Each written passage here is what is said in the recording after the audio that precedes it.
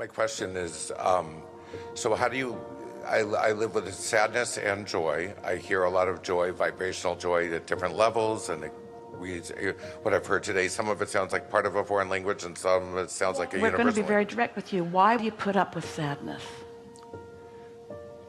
I don't look at like I put up with it. I look at it like it naturally occurs sometimes. Well, it does, but why do you put up with it? Why don't you do something about it? Why do you keep the pot boiling? Why do you keep the fire on under that sadness? After Jerry made his transition, Esther felt sad for a long time.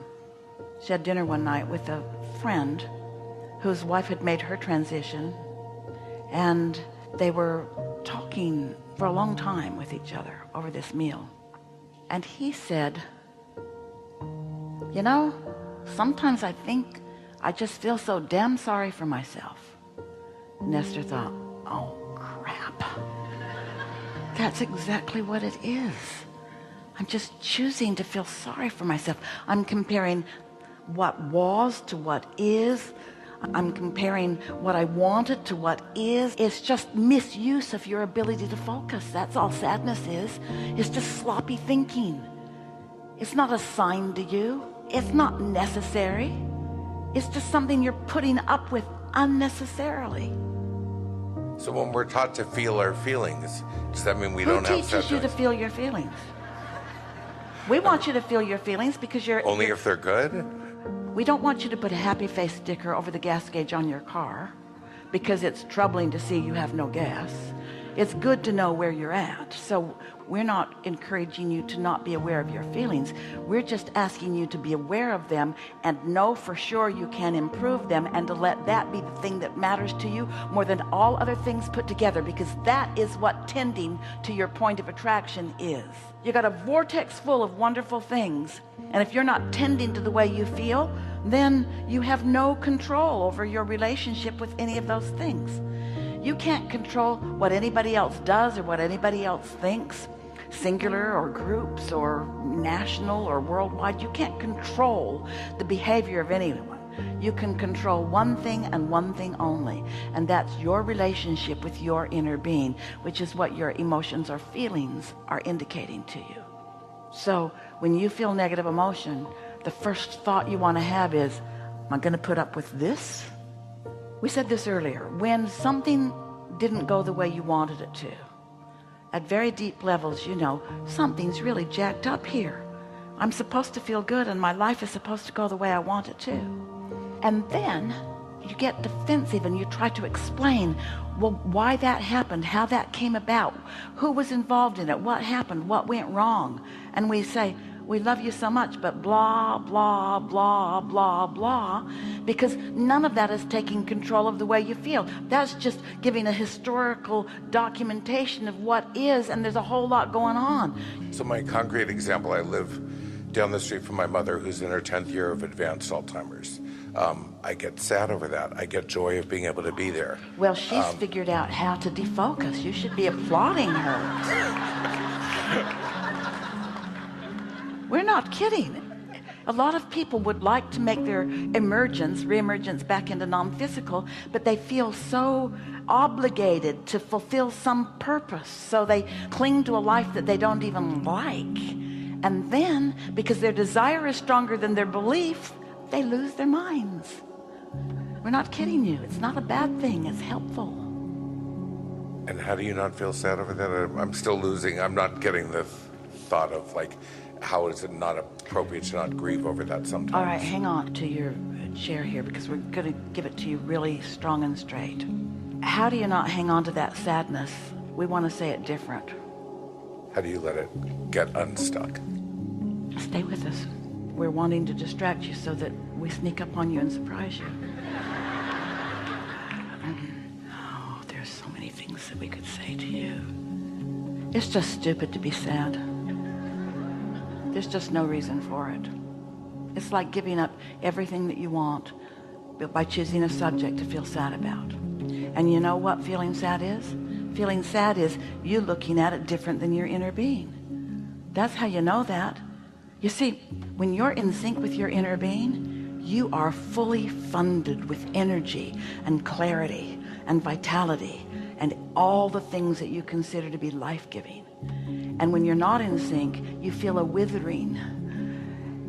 And so the not in syncness is thinking contradictory to what your inner being thinks. So 100% of the time that you are feeling negative emotion, no matter how justified you've practiced yourself to be, or how justified your society has helped you practice yourself to be, when you feel negative emotion, it means for sure you are looking at this differently than your inner being is looking at it. Because if you were looking at it like your inner being is looking at it, you'd feel joyous in the moment.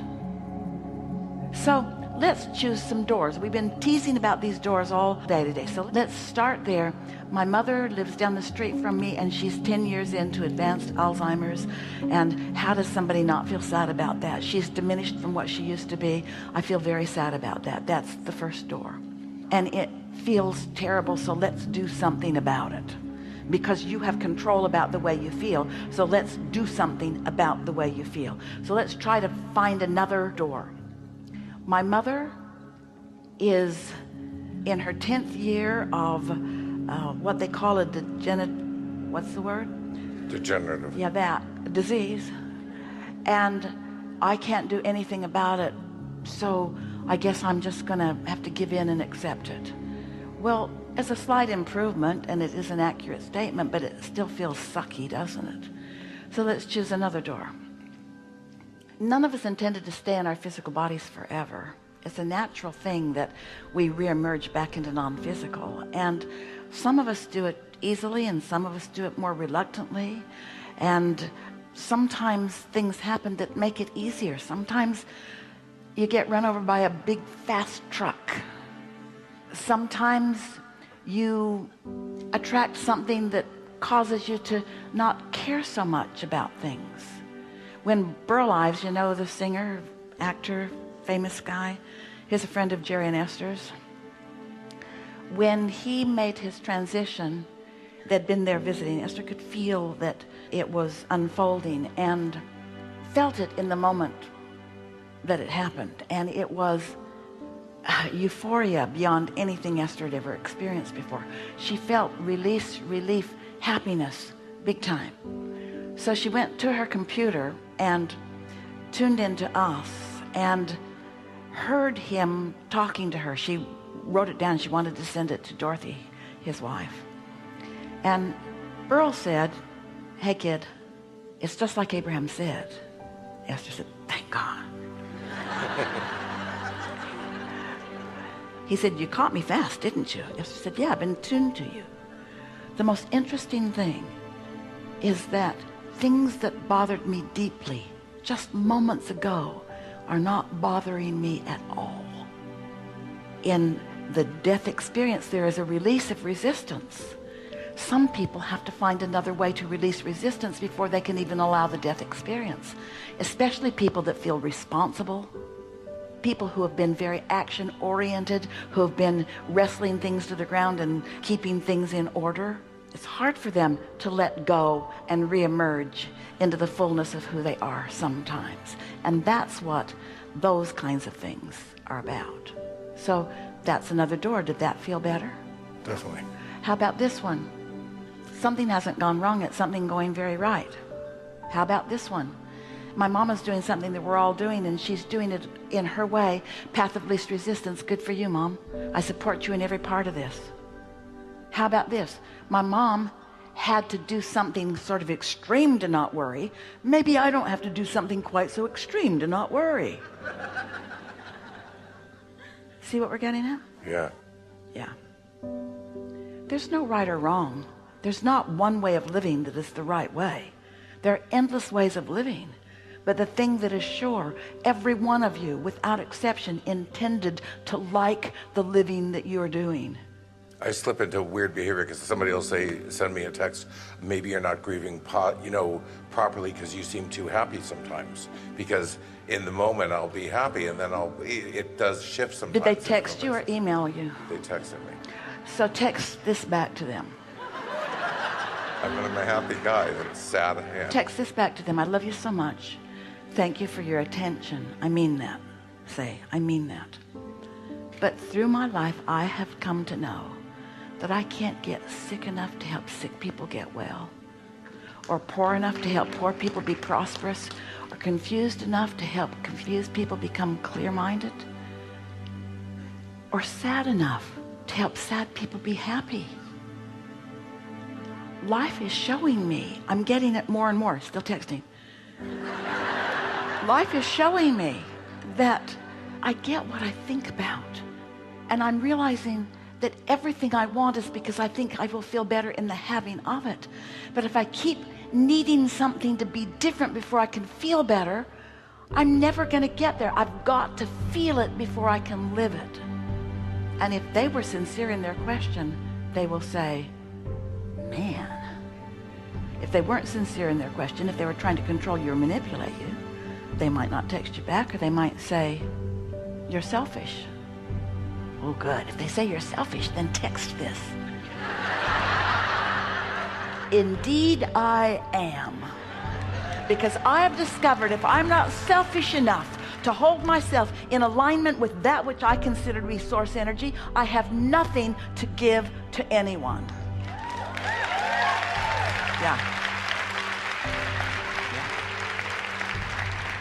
Yeah. And then if you want to go real strong with them, my mother and I had an agreement.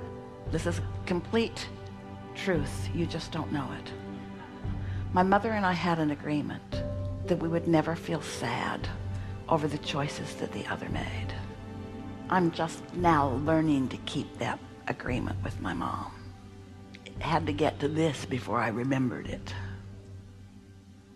Good? Yeah. Yeah. Yeah. So,